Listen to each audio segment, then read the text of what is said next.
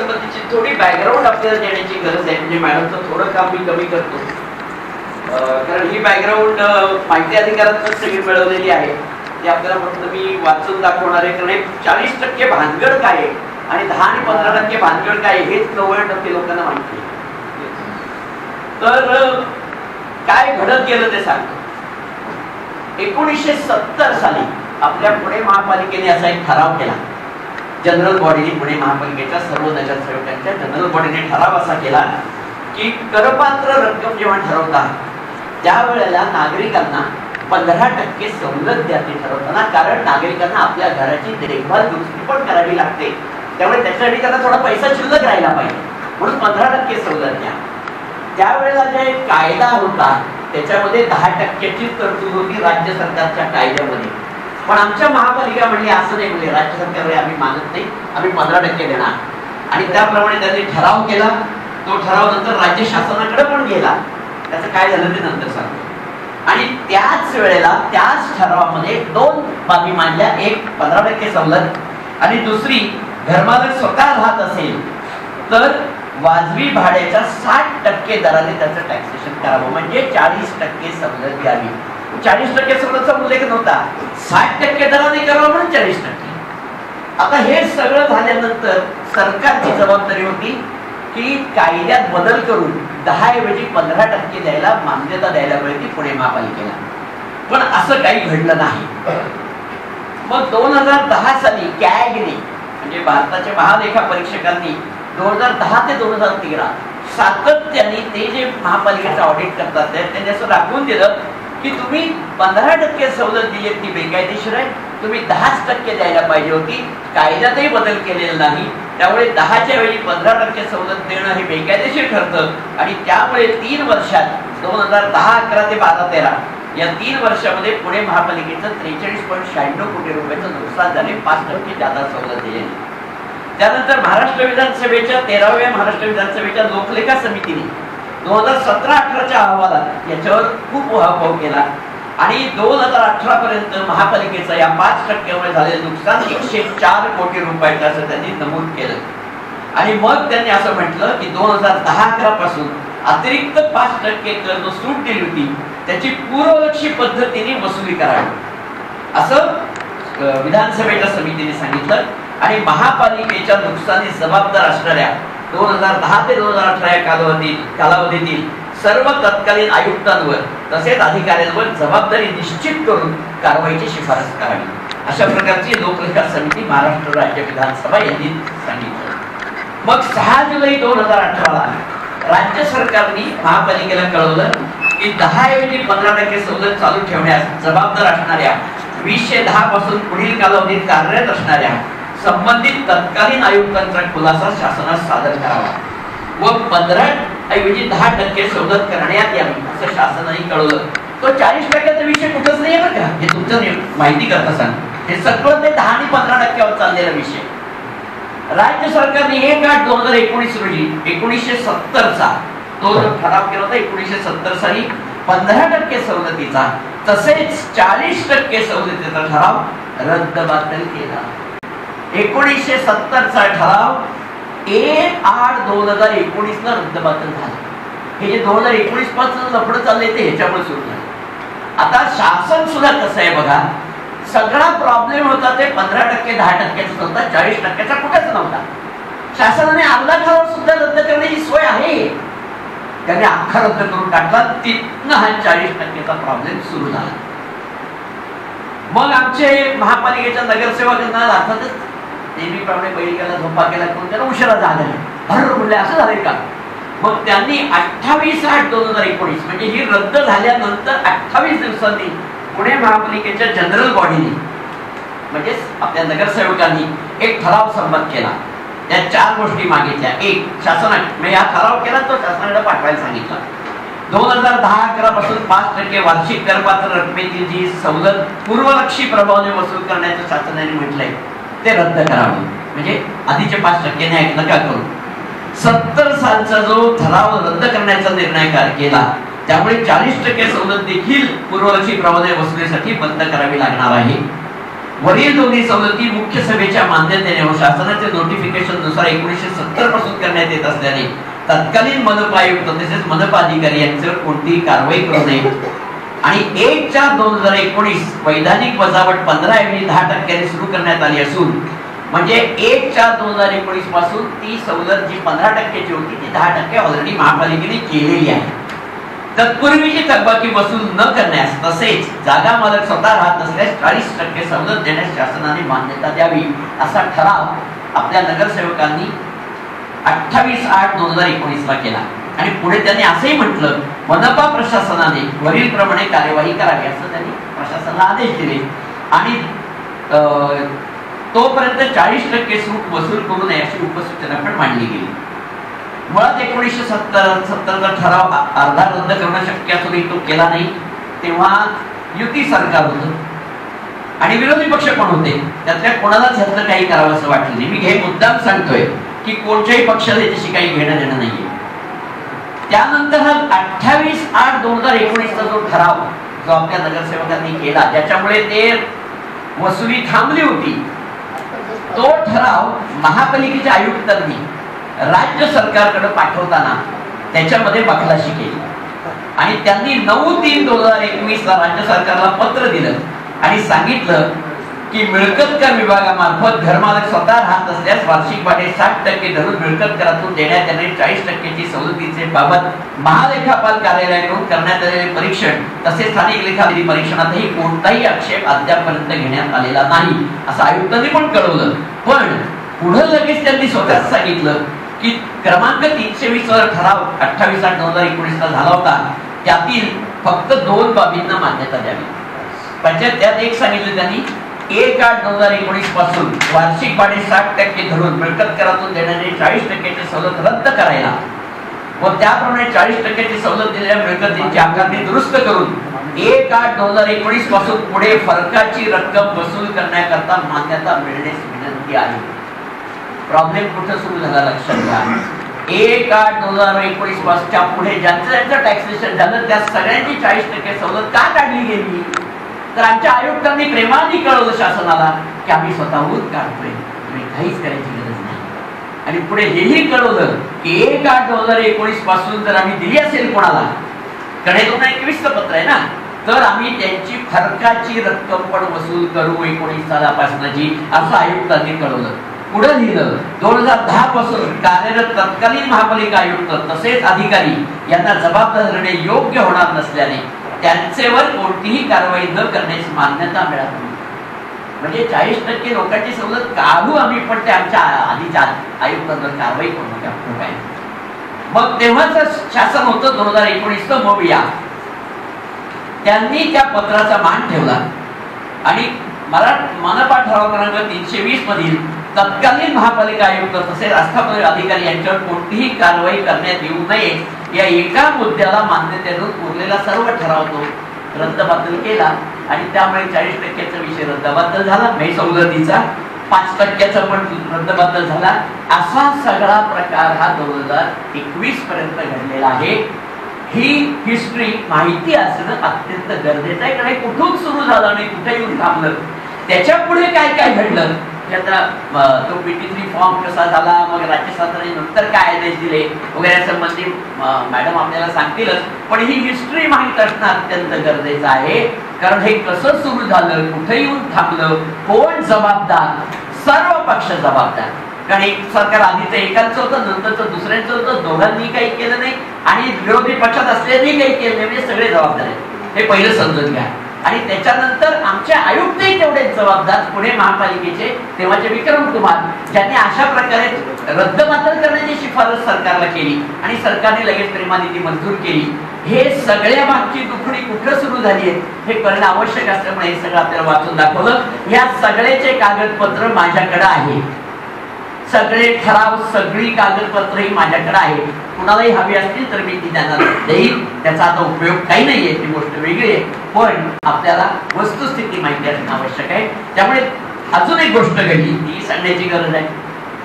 2016-17च्या दरम्यान पुणे महापालिकेने एका एजन्सीला कॉन्ट्रॅक्ट दिली कारण काय झालंय महापालिकेचं लक्षात आलं की चेंज ऑफ यूज होतो म्हणजे लोक घरगुती म्हणून टॅक्स लावून घेतात, नंतर त्याचा व्यापारी उपयोग सुरू करतात, किंवा भाडेकरू नाही म्हणून सांगतात आणि नंतर भाडेकरू ठेवतात. म्हणून महापालिकेने एका एजन्सीला कॉन्ट्रॅक्ट दिलं की तुम्ही शोध घ्या, जा घरोघरी जाऊन शोधायचं. म्हणजे ते एजन्सीने ते काम केलं म्हणतात आणि जवळपास 96,000 लोकांचे एजन्सीने असं रिपोर्ट दिला की यांच्याकडं भाडेकरू आहे म्हणा किंवा चेंज ऑफ यूज आहे म्हणा, आणि त्या सगळ्या लोकांची पूर्वीपासून चालत आलेली सवलत ही महापालिकेने रद्द करून टाकली. मग लोकांच्या तक्रारी आल्या आणि त्या तक्रारीमुळे महापालिकेला शेवटी त्या एजन्सीवर कारवाई करावी लागली. त्या एजन्सीला त्यांनी दंड केला, त्यांचे काही पेमेंट थांबवले. इथपर्यंतच्या गोष्टी याही घडल्या. म्हणजे ज्यांचे पूर्वीपासून 40% मिळत होते त्यांचे पण का गेले, तर त्या एजन्सीनी केलेल्या बोगस सर्वेमध्ये ते असण्याची शक्यता नाकारता येत नाही. आता याचा सगळ्यात महत्वाचा भाग, आणि त्याकरता आम्ही मॅडमला पण रिक्वेस्ट केली, कदाचित आता जगताप सर आहेत त्यांना रिक्वेस्ट करणार आहोत. मुळात बिल वाचल्यानंतर तुमच्यापैकी कोणाला कळतंय का 40% सवलत दिली का दिली नाही? कळणारच नाही. हे कोणालाच कळू शकत नाही. त्याची नोट त्या बिलात आली पाहिजे की आपल्याला 40% सवलत दिलेली आहे नाही, जे काय असेल ते. कारण नाहीतर प्रत्येकाला जाऊन महापालिकेचं रेकॉर्ड बघून त्याच्यावर कळेल की आपली 40% सवलत आहे का, होती का, काढली गेली का, तर काय झालं. त्यामुळे हे कळणं आवश्यक आहे. दुसरी आम्ही त्यांना अजून एक विनंती अशी केली आहे की ज्यांचे 96,000 लोकांचे त्यांनी काढले त्या एजन्सीमुळे, त्या 96,000 प्रॉपर्टीचे एक लिस्ट डिक्लेअर करा वेबसाईटवर. या 96,000 प्रॉपर्टीच्या आम्ही सवलत काढली, याच्या संबंधित तक्रार असलेल्या लोकांनीच फक्त या, बाकीच्यांनी येण्याची गरज नाही. आणि तिसरं, 2019 नंतर ज्यांना 40% सवलत दिलीच गेली नाही त्यांची पण प्रॉपर्टीची जर त्यांनी डिक्लेरेशन दिलं तर लोकांना कळेल. म्हणजे तक्रार घेऊन कुणी जायचं हे तरी कळेल. उर्वरित लोकांना विनाकारण तक्रार घेऊन जायची गरज उरणार नाही. पण ह्या बेसिक 2 गोष्टी जरी केल्या तरी काही प्रमाणात प्रॉब्लेम थोडेसे सॉर्ट आउट होतील असं आमचं मागणी आहे. आता त्यानंतर पुढच्या सगळ्या घडामोडी आणि काय काय महापालिकेने केलंय आणि काय तुमच्या शंका असतील त्याच्यावरचे उत्तर हे सगळं मॅडम देतील. मी मॅडमकडे माईक सुपूर्द करतो. सर्वप्रथम सर्वांना नमस्कार. वेलणकर सरांनी अतिशय पूर्वीचा जो लेखाजोखा आहे, जो 1970 सालापासून जो आपण ठराव केलेला, म्हणजे महानगरपालिकेने जो ठराव केलेला होता 40% सवलतीबाबतचा, तर त्याची पूर्ण पार्श्वभूमी, त्यानंतर कशी त्यावर कॅगने आक्षेप घेतले आणि आपण आक्षेपानंतर कसे आपण तो 40% सवलत आपण नागरिकांकडनं काढून घेण्यात आली. आणि त्यानंतर पुन्हा आपल्या स्टँडिंग कमिटीने अथवा आपल्या सभागृहाने जो ठराव मांडून पुढे परत शासनाकडे 40% सवलतीची मागणी केली, त्याबाबत त्यांनी तिथपर्यंत पूर्ण तो प्रवास त्यांनी व्यवस्थित तुम्हाला सांगितलेला आहे.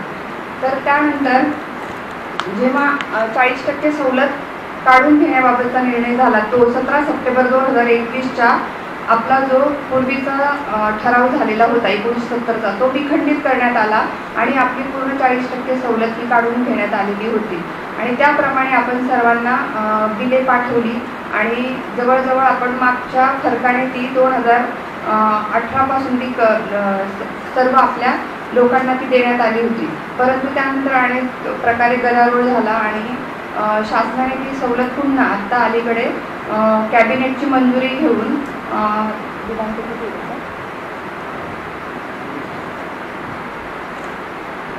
गॅझेटद्वारे प्रसिद्ध करून ते गॅझेट आहे ऑगस्ट 25, 2023चं. तर त्यामध्ये 40% म्हणजे पूर्वीचा जो 40% सवलतीचा विषय होता तो पुनश्च एकदा पुणे महानगरपालिका देईल असं जाहीर करण्यात आलं आणि तो पुन्हा 40% सवलत जे लोक स्वतः आपल्या घरामध्ये राहत असतील त्या सर्वांना 40% सवलत देण्यात येईल अशी मंजुरी मिळाली आणि आपण तो पुन्हा तो निर्णय लागू झाला, म्हणजे तो नियम लागू झाला. तर त्यामध्ये आता अनेक प्रकारचे निर्णय घ्यावे लागले महानगरपालिकेला. म्हणजे त्यामध्ये सुरुवातीला जाहीर करण्यात आलं की ज्या जुन्या लोकांचे, म्हणजे जी आपली एक GIS ही कंपनी होती, त्या कंपनीने जो सर्वे केलेला होता आणि त्या सर्वेमध्ये जे लोक स्वतः राहत नव्हते तर अशा लोकांचा सर्वेमध्ये आढावा घेतला गेला असता तिथे भाडेकरू असल्याचं त्यांनी सांगितल्यामुळे आपण जवळजवळ 96,000 लोकांची आपण 40% सवलत काढून घेतली होती. आणि ती जेव्हा काढली त्यावेळेस लोकांना माहीत नव्हतं किंवा लोकांपर्यंत काही माहिती पोहोचलेली नव्हती, परंतु सर्वेक्षण झालेले असल्याने आपल्या महानगरपालिकेच्या आपल्या कर आकारणी व कर संकलन विभागाने त्याची अंमलबजावणी करून ती 40% सवलत काढून घेण्यात आली. त्यानंतर जो शासनाचा निर्णय झाला होता की खंडित करण्याचा, तर तो 2019 पासून पुढे जे नवीन आकारणी झालेली होती तर त्या लोकांचीही आपण 40% सवलत बंद केलेली होती. असे जवळजवळ आपले 1,96,000 नवीन मिळकतधारक होते की ज्यांची 40% सवलत आपण स्वतः राहत असतील किंवा भाड्याने असले तरीही, म्हणजे दोन्ही प्रकारचे त्यामध्ये असू शकतात. तर असे 1,96,000 लोकांना आपण नव्याने आकारणी करताना 40% सवलत काढून घेतली होती. मग हा निर्णय झाल्यानंतर आपण PT3 नावाचा जो अर्ज आहे तो आपण नागरिकांना भरण्यास सांगितले व तसं प्रसिद्धी पण दिली होती आपण पेपरला. तर त्यामध्ये जे जुने लोक होते त्यांनी जर PT3 अर्ज भरला तर त्यांची पूर्ववत 40% सवलत आपण करणार होतो. आणि जे 2019 पासूनचे जे लोक होते त्यांनी जर PT3 भरला तर त्यांना त्यांच्या आकारणी दिनांकापासून 40% सवलत लागू होणार होती, कारण आपण त्यांना 3 वर्षाची फरकाची बिलं एकत्रित पाठवली होती.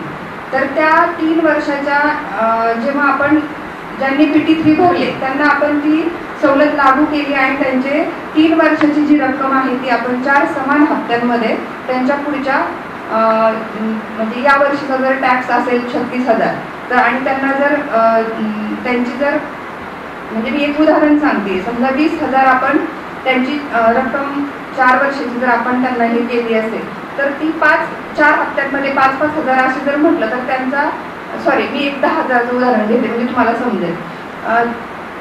20,000मध्ये जर 5,000 आपण त्यांची रक्कम पूर्वीची आपण 4 हप्त्यांमध्ये देणार असेल तर त्यांची 10,000 जर टॅक्स असेल तर 5,000 मायनस करून त्यांना आपण फक्त यावर्षी 5,000च त्यांनी टॅक्स भरायचा असं त्या बिलामध्ये म्हणजे आपण नमूद करण्यात आलं आणि तेवढंच बिल त्यांना पाठवलेलं आहे या वर्षीच्या याच्यामध्ये. परंतु याच्यामध्ये अशी अडचण झालेली आहे ज्यांना माहीतच नव्हतं की आपली पूर्वीच्या 96,000 ज्या GIS सर्वे झालेल्या मिळकती होत्या त्यामध्ये आपल्याला PT3 अर्ज भरायचा होता. असे जवळजवळ 66,000 लोक राहिले की ज्यांनी PT3च भरलेला नाही आहे आणि फक्त 22,000 लोकांनी तो PT3 अर्ज भरला आणि आपण त्यांना ती सवलत लागू केलेली आहे आत्ताच्या बिलामध्ये. मागच्या वर्षी सगळ्यांना सरसकट दिलं होतं, परंतु आपण या वर्षी देताना असं सांगण्यात आलं होतं की या वर्षी जर तुमचा PT3 अर्ज आलेला नसेल तर पुनश्च मागच्या वर्षीचा फरक आणि या वर्षी पुनश्च 40% सवलत काढून घेण्यात येईल, कारण तुम्ही PT3 अर्ज भरला नाही याचा अर्थ तुम्ही तिथे स्वतः राहत नाही आणि तिथे भाडे करू राहतात असा त्याचा अर्थ घेतला गेला म्हणजे आमच्या विभागाने. त्यामुळे आता या बिलामध्ये सर्वांचा गोंधळ असा झाला की लोकांना मागच्या वर्षीचा फरक प्लस या वर्षी 40% सवलत न दिल्यामुळे बिल खूप मोठ्या प्रमाणात आला आणि लोकांचा तो गोंधळ उडालेला आहे आणि ते म्हणजे रास्तच आहे तुमचं, असं तुमचं चुकीचं आहे असं अजिबात नाहीये. परंतु PT3 हे आत्ता लोकांना कळायला लागलं काही की PT3 भरला असता तर हे झालं नसतं. तर हा PT3 मुळे सर्व गोंधळ झालेला आहे. तर आपण PT3 ज्या लोकांनी भरले त्यांना आपण सवलत यावर्षी पण लागू आहे, नवीन लोकांना पण दिलेली आहे आणि शिवाय त्यांच्या फरकासह दिलेली आहे. तर यापुढे आपल्याला जर ही सवलत हवी असेल तर आपण आत्ता सुद्धा PT3 अर्ज भरू शकतो. परंतु त्यामध्ये असं होत आहे की आपण जी मुदत जाहीर केली होती 30 नोव्हेंबर 2023 तर ती मुदत संपल्यामुळे त्याच्यानंतर जे PT3 अर्ज करतील त्यांना आपण पूर्वीचा लाभ देऊ शकत नाही. त्यांना या दिनांकापासून म्हणजे ज्या दिवशी ते PT3 भरतील त्या दिनांकापासून आपण त्यांना तो लाभ देऊ शकतो, याचा अर्थ त्यांना पूर्वीचा लाभ मिळणार नाही. तर अशा प्रकारे हा PT3चा थोडासा लोकांना गोंधळ झालेला असल्यामुळे थोडीशी माहिती कमी पडल्यामुळे अथवा काही लोकांपर्यंत माहिती न पोहोचल्यामुळे PT3 अर्ज भरलेले नाही. आणि सरांचं एक आम्ही मगाशी बोलत होतो तर सरांच्या बोलण्यातून असं आलं की बिल पाहिल्यानंतर कळत नाही की 40% सवलत दिलेली आहे अथवा नाही दिलेली असं कळत नाहीये. त्याच्यामध्ये 2018 पूर्वीचे ज्या मिळकती असतील निवासी, तर त्या सर्वच निवासी मिळकतींना आपण 40% सवलत दिलेली आहे. म्हणजे त्याच्यामध्ये कुठेच मिळाली नाही असं नाहीये. म्हणजे त्यावेळेसही हाच नियम होता की स्वतः राहत असेल तरच ती 40% सवलत होती, आणि आताही तोच नियम आहे की 40% सवलत ही जे स्वतः त्या घराचा स्वतः राहण्यासाठी उपयोग करत आहे अशाच लोकांना ती मिळणार आहे. तर याच्यामध्ये आता थोडासा हा गोंधळ आहे की आता PT3 आम्हाला तर जुना लाभ घ्यायचा आहे असं पण खूप लोक आहेत की आम्हाला जेव्हा आमची आकारणी 2019 नंतर झाली असेल तरी आम्हाला तेव्हापासून आम्ही स्वतःच राहतो तर आम्हाला तो लाभ हवा, परंतु आम्ही आता PT3 भरलेला नाहीये. आणि जुने जे लोक आहेत 96,000 त्यातले 22,000 लोकांनी भरला, त्यांना लाभ दिला, परंतु जे 66,000 राहिले तेही लोक म्हणत आहेत की आम्हालाही लाभ हवा. हे हा GIS मधला गोंधळ. आणि जे काही लोक असे पण आहेत की ज्यांना 40% सवलत जुन्या लोकांना दिलेलीच नसेल आणि सर्वेमध्ये पण विषय नसेल, असेही काही लोक आहेत त्यांना 40% सवलत हवी आहे. पण मूळ मुद्दा आहे की जुने जे 96,000 GIS मधले आणि 2019 नंतरचे, तर याच्यामध्ये आता सध्या आपल्याला हाच एक ऑप्शन आहे की PT3 अर्ज आता ज्यांचे राहिलेले असतील त्यांनी भरणे आणि या दिनांकापासून तो लाभ घेणे. आणि एक मुद्दा आम्ही एक 4-5 दिवसांपूर्वीच पृथ्वीराज BP सरांशी, ॲडिशनल कमिशनर आहेत आमचे जे कर आकारणीचे, त्यांच्याशी डिस्कस केला की आपण पुन्हा जर जे लोक राहिलेले आहेत त्यांच्यासाठी आपण काही मुदतवाढ देऊ शकतो का की त्यांना पूर्वीचा पण लाभ मिळेल. तर त्याबाबत आपण आपली फाईल म्हणजे पुटअप केलेली आहे ती विचाराधीन आहे. तर ते झाला जर डिसिजन तर आपण त्याला अजून पब्लिसिटी देऊन आपण ते जास्तीत जास्त लोकांना लाभ कसा होईल याबाबत नक्कीच आम्ही म्हणजे आपल्या सामान्य नागरिकांना मदत करू. आणि कर आकारणी विभाग हा नक्कीच त्यासाठी प्रयत्नशील राहील, परंतु तो जर विचाराधीन आहे तो डिसिजन झाला तर. पण तोपर्यंत तुम्हाला आता अजून याच्या बाबत काही क्वेश्चन्स असतील किंवा काही स्वतः पण नागरिक असतील तर विचारू शकता. एक मिनिट खूप प्रश्न आहेत मला माहिती आहे. एका वेळी एक फक्त प्रश्न अगदी थोडक्यात विचारा आणि जे माहिती आतापर्यंत दिली गेली त्याच्याबद्दल नसा. आता आपण विशाखा अपार्टमेंटमधला 21 पर्यंत मी actually I was occupant of flat आणि मी तो फ्लॅट कुठलाही भाड्यानं दिला नाही किंवा काही नाही. मी भाड्याला राहायला गेल्यामुळे तो फ्लॅट आता मी बंद करून ठेवला आहे. 2021-22 पर्यंत मी सगळं 4,800 रुपये टॅक्स देत होता तो भरत होतो. आणि एकदा मला अशी मेल आली की तुम्हाला दाखला प्रिंट नावाची एक मेल आली. त्या दाखला प्रिंटमध्ये त्यांनी 10,800 रुपयाची माझी थकबाकी दाखवली की ज्याच्यावर 2018 पासून 21 पर्यंत त्याने जो डिफरन्स दाखवला. तो मी जेव्हा कॉर्पोरेशनमध्ये जाऊन हे करण्याचा प्रयत्न केला पण मला कोणीच उत्तर नाही. शेवटी ते पैसे भरले. मी पैसे भरल्यानंतर 2023-24 मध्ये मला परत आपल्या 40% सूटप्रमाणेच हे मिळाला म्हणजे टॅक्स आला. मग मी जेव्हा भोले रोड शेतकरी कार्यालयात गेलो तेव्हा ते म्हटलं अहो तुम्हाला ऑलरेडी 40% सवलत आहे, तुम्ही ती PT3 फॉर्म भरूच नका. मी भरला नाही आणि आता परत जो टॅक्स आला आहे तो वाढीव दराने आणि शिवाय मागची थकबाकी असं परत 10,875 रुपयाचा टॅक्स आलेला आहे. तर मला आता कालच्या महाराष्ट्र टाइम्समध्ये पण वाचला PT3 फॉर्म भरायला सुरुवात करायची. ते पण हे केलेलं आहे. तर मला असं वाटतं हा सगळा माझ्या गोष्टीचा विचार व्हावा आणि मला मागचं जे काय आहे हे कसं करता येईल आणि कसं हे रिप्लेस करता येईल त्याची मला पण मदत करा.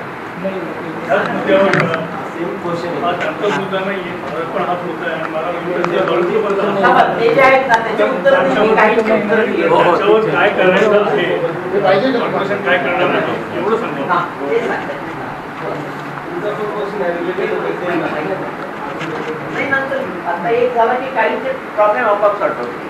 आता मी बोलतो. एकच याचं उत्तर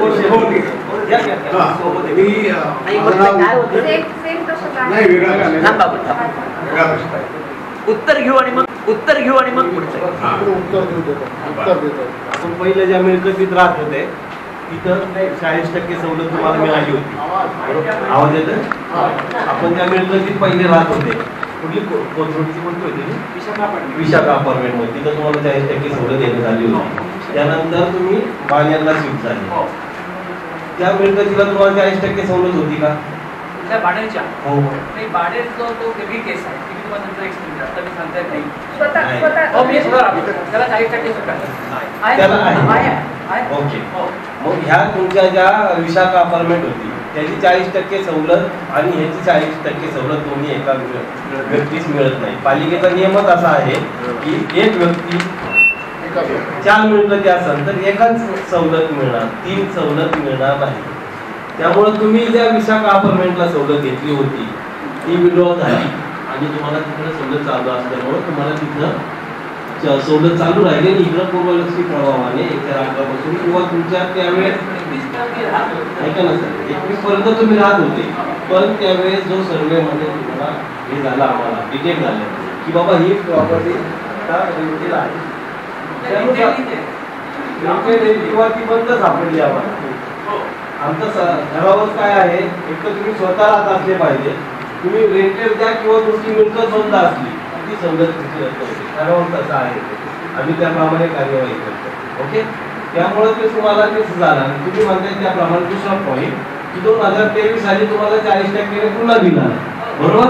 गेल्या वर्षी डायरेक्टली सर्व मिळकतींना 40% बिल देण्यात आलं होतं आणि ज्यांच्या प्रॉपर्टी स्वतः राहत आहेत आणि स्वतःच्या आहेत 40% साठी ऍप्लिकेबल आहात त्यांच्यामुळे आम्ही PT3 भरा असं आम्ही अपील केलं होतं. ज्यांची PT3 आम्हाला आली किंवा त्यांची 25 रुपयाची पावती करून त्यांनी PT3 भरले 2023 साली आम्हाला कम्प्लिशन सर्टिफिकेट मिळालं आणि 2023 त्याचा मी अर्ज आणलेला आहे बरोबर तो घेऊ आम्ही तुम्हाला. आणि 29 मेला बिल्डरने असं सांगितलं की सर्व कागदपत्र टॅक्स डिपार्टमेंटला दिलेली आहेत, सर्व प्रकारचे चार्जेस जे लागतात तिथे द्यायचे ते सर्व दिलेले आहेत. परंतु आता माझ्याकडनं हे काही होणार नाही परंतु आम्हाला अजून कुठल्याही प्रकारचा टॅक्सचे बिल आलेलं नाही आहे आणि त्यामुळे आमची अडचण होती आहे. परंतु आम्हाला जुनी बिल्डिंग जी आमची होती त्याचं त्यांनी 31 जेव्हा बिल्डरने सांगितलं होतं बिल्डिंग काढली तोपर्यंत NOC दिली होती की ह्या तारखेपर्यंत तुम्हाला बिलं येणार नाही. तर ती मुदत संपल्यावर आम्हाला आता जुन्या प्रॉपर्टीप्रमाणे बिलं आलेली आहे आणि त्याच्यावर आम्हाला दंड पण आहे. जी प्रॉपर्टी अस्तित्वातच नाहीये त्याची बिलं आलेली आहे आणि जी वस्तू आमच्यात अस्तित्वात आहे नवीन त्याची बिलं काय अजून मिळत नाहीये. तिकडे टॅक्स डिपार्टमेंटला चौकशी केली तर तिथे कोणी काही उत्तर देत नाही. मी अर्ज आणलेला आहे, OC आणलेली आहे, OC सर्टिफिकेट आणि डिटेल्स सगळे आणलेले आहेत. आमची विनंती आहे की आमच्या बिल्डिंगला तातडीने प्रॉपर्टी टॅक्सची असेसमेंट करून आपल्याला बिलं मिळण्यात यावी. 40% सगळं तुमचा विषय 40% तुमचा विषय 40% संदर्भात नाहीये पण संदर्भात आहे तुमची असेसमेंट झालेली नाहीये बरोबर. नाही 100% तुमची असेसमेंट 40% देऊनच केली जाईल. तुमची असेसमेंट ही 40% देऊनच केली जाईल. त्याबाबत तुम्ही जी कागदपत्रांची पूर्तता केलेली आहे त्याबाबत आम्ही आता माहिती घेऊन त्या विभागाच्या विभागीय निरीक्षकांना याबाबत कसं यायला लागलं जुनं काय झालंय सर ऍक्च्युली ती प्रॉपर्टी डिमॉलिश केली नाही. एक ती ओपन प्लॉट लावून त्या नवीन बिल्डिंगचा टॅक्स लावला गेला पाहिजे. पण ओपन प्लॉट कधी लावणार तुमचे जे काही 10-20 फ्लॅट आहेत ते पहिले डिमॉलिश करणार तेवढ्या जागेचा ओपन प्लॉट लावला जाणार आणि त्यानंतर कम्प्लिशन घेतल्यानंतर ओपन प्लॉट पण शून्य होणार आणि तुमची असेसमेंट भेटलोय आणि साहेबांकडे मी आलेलो पण 2 मिनिटात तुमचं मी सगळे टॅक्स भरलेले आहेत. माननीय माधव जगताप आलेले आहेत. माहिती बोलू आपण.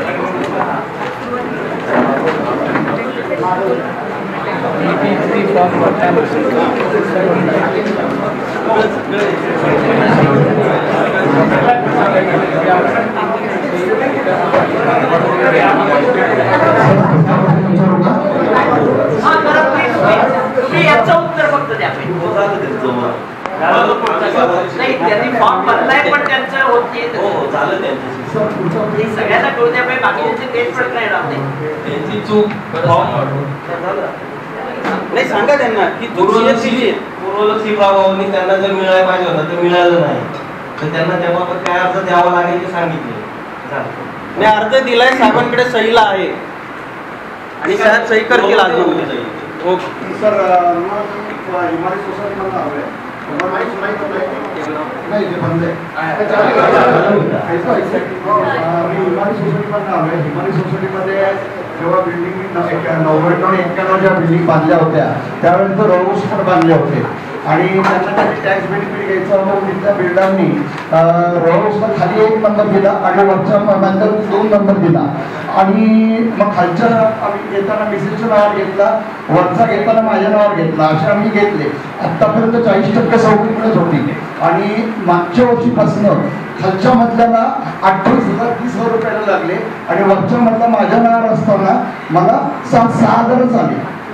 मग मी मागच्या वर्षी तिथं चौकशी केलं ते म्हणजे तुम्ही एवढं काही घेऊ नका, वरती जसा आलाय तेवढाच खाली 6,000 बघा, पण मी वरती आणि खाली दोन्हीकडे 6,000 भरले आणि यावर्षी मला 28,000 रुपये आले. तर कसं दोन्ही मिळकती वेगवेगळ्या नावाने येतो. आता याच्यामध्ये मी परत कॉर्पोरेशनमध्ये गेलो होतो, म्हणजे आउट ऑफ वे जाऊन सांगतो. तर तिथल्या साहेबांनी मला सांगितलं असं अख्ख्या सोसायटीला असे झालेले आहेत. तिथल्या साहेबांनी मला काय सांगितलं, तुमचं आधार कार्ड तुमच्या मिसेसचं 29 नंबरनी करा, रोज नंबर तुमचं 30 नंबरनी करा, कारण तुम्ही रोज राहता. त्या आधार कार्ड आम्हाला आणून दाखवा, म्हणजे आम्ही तुम्हाला टॅक्समध्ये सवलत देऊ. तर आता काय करायचं? सिमिलर केस आहे. फक्त बिल्डरने करताना 2 फ्लॅट्स दाखवले आमचे, 1 आणि 2, 5 आणि 6 असा 5 मधली बिल्डिंग आहे आणि मला टॅक्स त्यांनी सांगितलं की माझ्याच नावावर आहे दोन्ही फ्लॅट्स, दोन्ही मिळून 1 फ्लॅट आहे, मीटर एकच आहे, माझ्याच नावाचं आहे. पण आता बिल देताना मला लास्ट टाइम मी भेटायला गेले ते म्हणजे तुम्ही PT फॉर्म एकाचा भरून द्या आणि एकाला तुम्हाला टॅक्स भरायला लागेल. पण असं का, आम्ही तर तिथंच राहतोय, माझ्याच नावचं आहे, मीटर पण एकच आहे, तर काय करायचं? धन्यवाद. मी सजग नागरिक मंचाचे मी प्रथमतः आभार मानतो की हा एक डायस आम्हाला ओपन करून दिला. बेसिकली आपल्याला यापूर्वी कांबळे मॅडमनी बरीचशी माहिती दिलेली असेल, परंतु यामध्ये सगळ्यात महत्त्वाचं जो आहे की 30 नोव्हेंबर ही जी काही डेडलाईन होती आपल्याला 40% फॉर्म 40% रिबेट घेण्यासाठी आणि साधारण 31 मार्च ही नवीन हद्दीसाठी म्हणजे त्या 34 गावं महापालिकेमध्ये आलेली आहेत त्या 34 गावांसाठी ती मुदत देण्यात आलेली होती.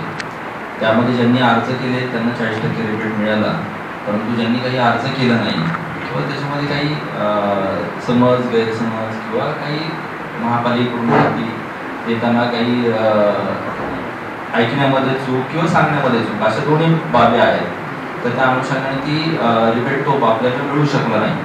परंतु आजच्या या मीटिंगमुळे मला वाटतं हा एक क्लिअरिटी त्याच्यामध्ये येऊ शकेल. पहिला जो हिमालय सोसायटी आणि मॅडमचा जो प्रश्न आहे, तर हिमालय सोसायटीमध्ये जो आपला रो हाऊस आहे तर तो एकतर पूर्ण रो हाऊस म्हणून सँक्शन झाला आहे और त्याच्यामध्ये पार्ट सँक्शन झाले आहे, ए आणि बी. जर ए आणि बी असेल तर त्याप्रमाणे त्या दोघांचा वेगळा टॅक्स येणं अपेक्षित आहे आणि त्यानुसार तो बदल होणं गरजेचं म्हणजे त्यामध्ये, कारण तो बदल झाला नाही पाहिजे. तर तो जर बदल झाला असेल तर आपण त्याचं एक ॲप्लिकेशन द्या, त्याप्रमाणे आपण त्याला ते क्लिअर करू आपण. दुसरा जो विषय आहे की जो 2 फ्लॅट आहेत परंतु त्याला वेगवेगळ्या एकाच नावाने आहेत, ते एकाच नावाचं आता एकाच नावाने आहेत परंतु त्याचं अमलगमिशन झालं म्हणजे एकत्रीकरण झालेलं आहे का? तर एकत्रीकरण जर झालं असेल आणि जर 2 टॅक्स वेगळे लागत असतील त्याला तर त्याची दुरुस्ती आपल्याला करून घेता येईल. दुरुस्तीच्या अनुषंगाने मी आपल्याला काही सांगू इच्छितो की जवळपास शहरामध्ये जर पाहिलं तर जवळपास 5,500 कोटीच्या डिस्प्यूट्स आहेत. डिस्प्यूट म्हणताना आपण सांगू शकतो की बऱ्याचशा ठिकाणी दुबार टॅक्स लागलेला आहे किंवा एखादी इमारत विकसित झाली आणि त्याचा ओपन प्लॉट आहे तर त्या ओपन प्लॉटचा टॅक्स हा 0 झाला नाही किंवा एका फ्लॅटला 2 टॅक्स लागले किंवा एका 2 मिळकतींचा एकाचा टॅक्स लागला नाही किंवा असे वेगवेगळे विषय त्याच्यामध्ये आहेत. तर त्या अनुषंगाने आम्ही एक 1 विंडो सिस्टीम आपण याच्यामध्ये सुरू करतोय की ज्या अनुषंगाने ह्या 1 विंडो सिस्टीममध्ये आम्ही स्वतः नागरिक आमच्याकडे अप्रूव्ह झाले तर चांगलीच गोष्ट आहे, परंतु जर नागरिक आमच्याकडे अप्रूव्ह झाले नाही तर आम्ही स्वतः नागरिकांपर्यंत जाऊ आणि जेणेकरून या वर्षभरामध्ये आम्ही हा डिस्प्यूट क्लिअर करण्याचा मॅक्सिमम आम्ही प्रयत्न करतो. कारण याच्यामध्ये जी थकबाकी आता जी मोठ्या प्रमाणात दिसते 5,500 कोटी म्हणजे काही छोटी रक्कम नाही. तर त्या अनुषंगाने हा डिस्प्यूट क्लिअर करणं हा आमचं पहिलं काम असेल. या वर्षामध्ये आम्ही हे टार्गेट घेतलेलं आहे. त्याचप्रमाणे जवळपास 5,500 कोटी अशी थकबाकी आहे की जी आजपर्यंत वसूल होऊ शकलेली नाही. कारण बऱ्याचशा लोकांमध्ये जे काही ज्यांना शहराबद्दल जाणीव आहे, जे नागरिक सुजन नागरिक आहेत, त्यांना ते टॅक्स वेळच्या वेळी भरतात, परंतु ज्यांना तो थकवायचाच आहे. तर असे काही लोक असतात की ते तो थकवतात आणि वर्षाच्या शेवटी किंवा आपल्याला ते पैसे वापरायला मिळतील या उद्देशाने काही मंडळी असतात. तर त्यांच्या बाबतीतला सुद्धा निर्णय हा महापालिका यावर्षी घेणार आहे.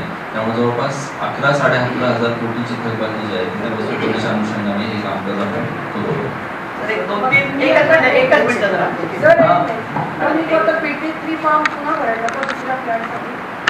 नाही, यामध्ये आपण इथं पहिला अर्ज करा, जो त्या अर्जाच्या अनुषंगाने तो एकत्रीकरण जो झालेला आहे आपलं, तर एकत्रीकरणाच्या बाबतीत तो निर्णय घेऊ आणि सगळं आपण द्यायला सोसायटीच्या अनुषंगाने जो काय प्लॅन असेल, प्लॅन सँक्शन असेल, रिवाइज प्लॅन सँक्शन झालेला असेल, और तुमचं एकत्रीकरण झालं जे काही डॉक्युमेंट त्याच्याशी रिलेटेड आहे ते बघा. दस्त म्हणजे एकत्रीकरण नाही. महापालिकेने 2 फ्लॅट एकत्र केले, त्याचा नकाशाचं सँक्शन तुमच्यामध्ये केलं असेल तर तो आपल्याला त्यामध्ये नाही. यामध्ये आपल्याला जी डिमांड ती भरू नका ना, जे आपल्याला एक्स्ट्रा आलेली आहे त्याच्या बाबतीत आपण क्लिअर करू. तर एक 2-3 गोष्टी मगाशी मी मॅडमलाही बोलत होता, आपण आलात की त्या एजन्सीमुळे 40% सवलत उडाली. त्यांची प्रॉपर्टी नंबर्स डिक्लेअर करा वेबसाईटवर आणि जाहीर करा की आम्ही वेबसाईटवर डिक्लेअर केले, म्हणजे जो तो जाऊन बघेल आपलं उडलंय का नाही, लोकांना नाही माहिती. आणि म्हणून तुम्हाला जे 28,000 भरून आले त्याच्या मागचं एकच कारण आहे की उरल्यांना कळलंच नाही आपली उडलेली. त्यामुळे ती लिस्ट जाहीर करा. प्लस 2019 नंतर ज्यांना दिलीच नव्हती आणि तेच आपल्याला जाहीर करायला सांगतो. दुसरं 2019 नंतर ज्यांना मिळालीच नव्हती तेही लोकांना माहित नाही आपला 2018 आहे 19चा आहे, ती पण यादी वेगळी जाहीर करा आणि लोकांना सांगा आपला प्रॉपर्टी नंबर चेक करा. आपण त्या यादीत असाल तर PT3 फॉर्म भरा, कारण नाहीतर PT3 फॉर्म भरायचा कुणी आणि कुणी नाही भरायचा याच्या डिस्प्यूटमुळे बऱ्याच लोकांनी भरलेलं नाही. तिसरी रिक्वेस्ट की आता हे जे काही तुम्ही बघताय हे खरं इथे येणं अपेक्षित नाही. आपले जे वॉर्ड ऑफिस लेवलला जे आपली लोक आहेत त्यांनी त्या ठिकाणीच हे प्रॉब्लेम्स रिझॉल्व्ह करायला हवेत. म्हणजे लोकांना वारज्यातनं उठून बावधनमधनं उठून महापालिका गाठणं आणि नंतर तुमचे लोक तिथं नक्की कोणाला विचारायचं शोधून त्यांना विचारणं हे करण्याची गरज नाही. त्या लोकांना तुम्ही व्यवस्थित ट्रेनिंग द्या की यातले 90% प्रॉब्लेम तिथंच सॉर्ट आउट झाले पाहिजे. जे आपण आता इथं सांगतोय ते तिथंच झालं पाहिजे. प्रॉब्लेम सॉल्व्ह होईल. आणि दुसरं एक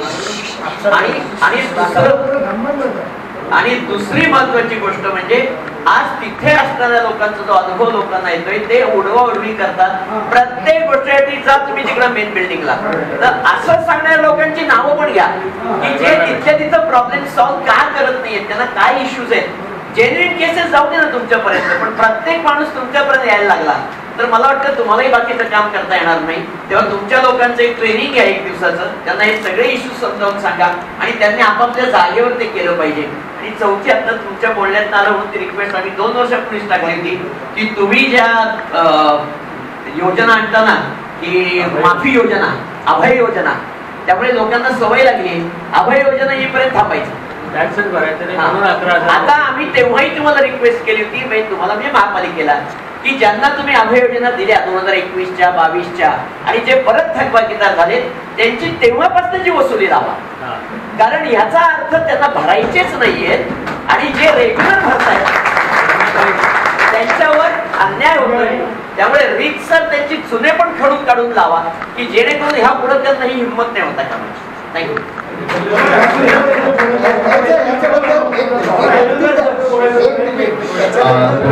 मी विनंती साहेबांनी जे काही प्रश्न उपस्थित केले त्याबद्दल क्लिअरिटी देतो. एकतर त्यांनी जे सांगितले त्याप्रमाणे 40% सवलत जी 2016 मध्ये काढली गेली असेल किंवा 2019 नंतरची जी काही सवलत काढण्यात आलेली होती तर त्या अनुषंगाने त्याची यादी आम्ही एकतर प्रथमतः डिक्लेअर करू. दुसरा जो विषय यामध्ये आहे की आम्ही आता उद्यापासून सोमवार उद्यापासून तर एक सर्वे वडगाव धाहेरी एरियामध्ये आम्ही करतो. आमचे 10 निरीक्षक त्यासाठी म्हणजे एकूण 15 निरीक्षक त्यासाठी आम्ही नेमलेले आहेत. यामध्ये ज्या साधारण 10,000 घरं अशी आहेत की ज्यांनी PT3 फॉर्म भरून दिलेले नाहीये. मग ते स्वतः त्यांचं एक तर ते आमच्याकडे अप्रोच झाले नाही, परंतु आता आम्ही त्यांच्याकडे अप्रोच होतोय आणि प्रत्यक्षात तपासणी करतोय की बाबा ह्यांनी तो फॉर्म भरला की नाही, आणि भरला नसेल तर तो स्वतः राहतात किंवा भाडे करू. जर ते स्वतः राहत असतील आणि त्यांना जर माहिती नसेल की PT3 फॉर्म भरायचा होता आपल्याला, तर त्याच ठिकाणी त्या क्षणी आम्ही त्यांना तो PT3 फॉर्म देणार आहोत. सो महापालिकेकडून आम्ही ही उपाययोजना आम्ही आता प्रथमतः करतोय आणि ही प्रत्येक प्रभागामध्ये आम्ही ती सुरू करणार आहोत.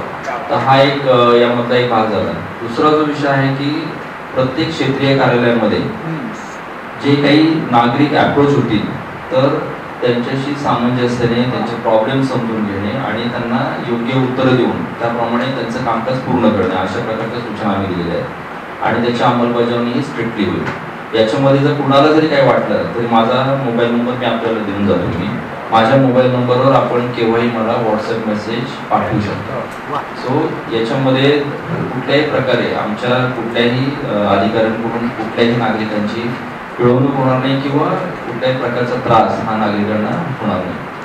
आणि यादी डिक्लेअर करायच्या बाबतीत आम्ही वेबसाईटवर देखील ती यादी डिक्लेअर करतो. माधव जगताप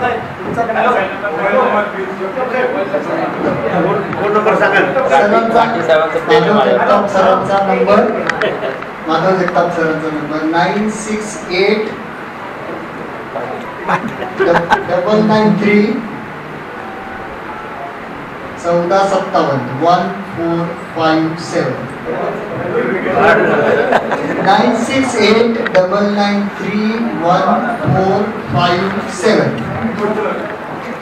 परत सांगू जगताप साहेब, मला एक फक्त सांगायचंय. एक झालं काय कोणतं झालं तर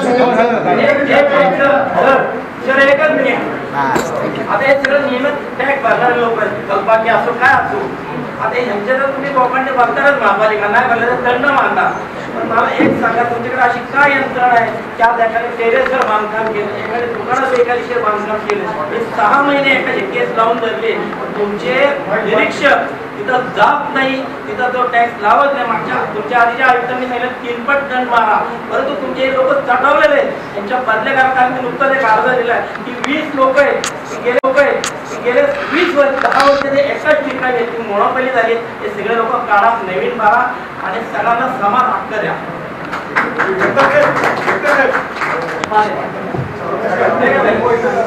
आता मागे पण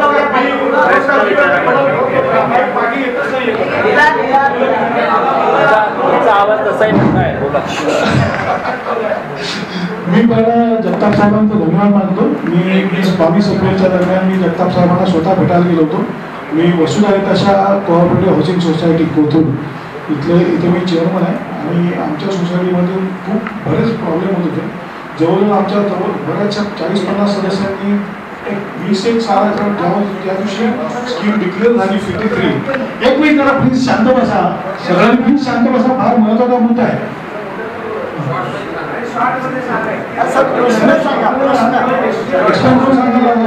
बाकीच्यांनी पण मला जरा घेऊ दे. तो जगताप साहेबांचे मी धन्यवाद मानतो.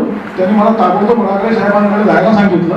त्याप्रमाणे रागले साहेबांकडे मी गेलो आणि आमच्या सोसायटी वसुधारिताशामध्ये जवळजवळ 50 लोकांनी हे 20 सालीच फॉर्म भरलेले आहेत. 20-21 साली जेव्हा डिक्लेअर झाली तेव्हा त्याच्यानंतरची जी प्रत्येक बिलं आली त्याच्यावर कुठेही टॅक्स 40% सवलत मिळालेली नाही.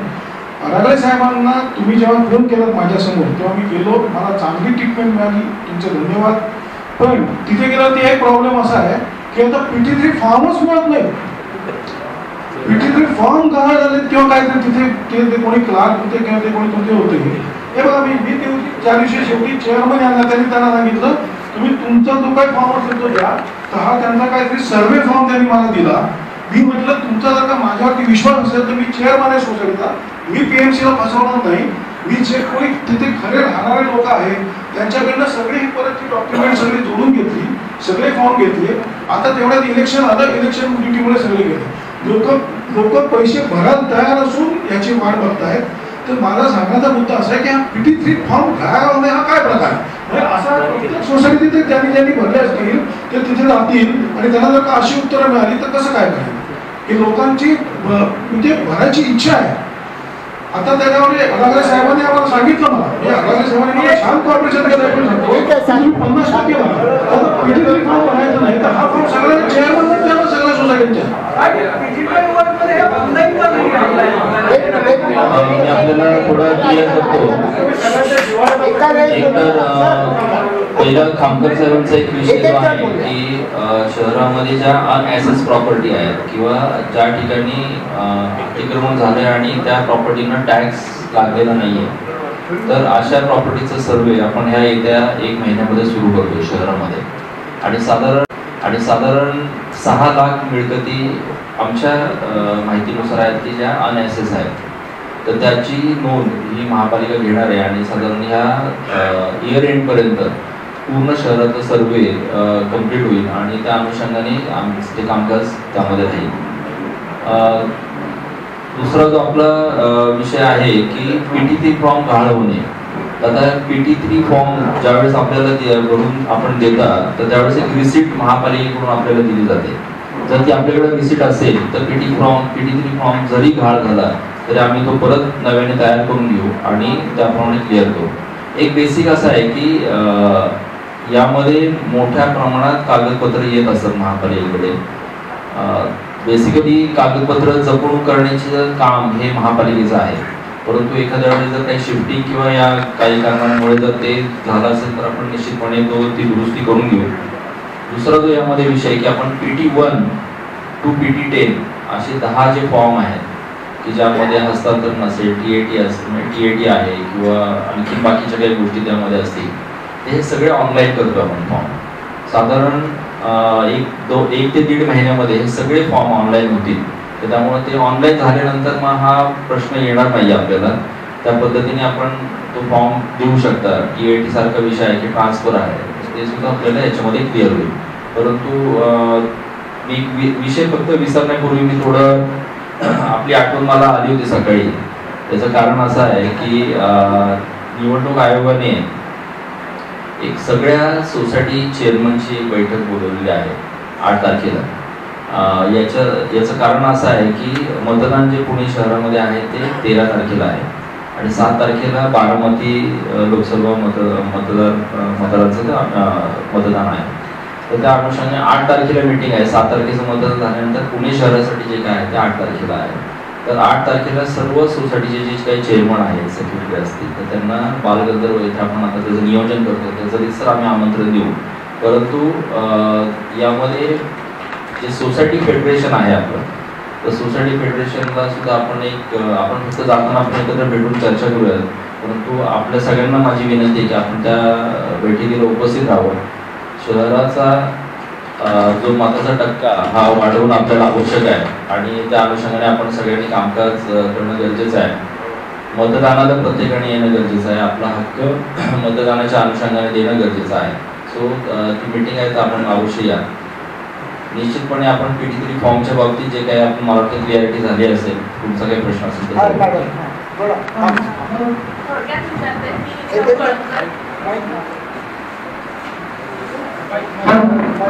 एक प्रश्न मानवने तुमच्या वेळेच्या आधी की ज्यांनी फॉर्म उशिरा भरला म्हणजे भरलाय पण मार्च एंडच्या आधी भरला असेल त्याला मागच्या वर्षीचं मिळणार नाहीये, पण त्यांनी बरंचसं पुढे फाईल त्यांनी पास केली की रिक्वेस्ट केली आहे की त्यांचे पण सवलत द्यावं. तर 2 प्रश्न आहेत. एक म्हणजे सवलत ती फाईल समज गेली आहे तर आम्ही ती या महिन्यामध्ये मागच्या वर्षीचं आलेलं आहे ते भरायचं का नाही, नंबर 1. आणि माझा रिक्वेस्ट आहे की जर ती फाईल पुढे गेली असेल तर तुम्ही प्लीज रिक्वेस्ट करा की बऱ्याच वेळा असं वाटतं की आम्ही 20-25 वर्ष भरतोय तर आम्हाला ही फक्त सवलत 1 वर्षाची होईल आणि आमचं पण मागच्या वर्षी मनापासून आभार मानतो. बेसिकली विवेकानंद साहेब किंवा राठी साहेब हे हातपूर्वीपासून आमचा एक ग्रुप आहे. तर मी ज्यावेळेस विश्रामबाबा क्षेत्रीय कार्यालयात होतो आणि पहिली प्रभाग समितीची मोहल्ला कमिटी आहे तर ती आम्ही सुरू केली आणि विश्रामबागची मोहल्ला कमिटी ही खूप गाजली. तर ती का झाली म्हणून ती गाजली मित्रांनो, हा आमचा दुसरा चॅनल आहे TV10 अनकट. यामध्ये आम्ही सर्व व्हिडिओ अनकट अनएडिटेड जसे आहेत तसेच्या तसे तुमच्या समोर दाखवतो. फक्त एन्जॉय करा. If you like the video, do like, comment, share and subscribe.